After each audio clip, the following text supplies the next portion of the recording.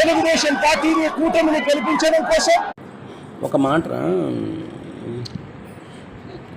YCP party 5 సంవత్సరాలు హయాంలో ఉన్నప్పుడు వాళ్ళు మిమ్మల్ని ప్రతి నెల, ప్రతి నిమిషం, ప్రతి క్షణము, ప్రతి గంట, ప్రతి వారము, సంవత్సరం అయిందని చెప్పి మీ అన్నకు అడిగారు. అట్టగాని అడుగుంటే నిన్ను గలీజ్గా ఊసేవారు రా గజన.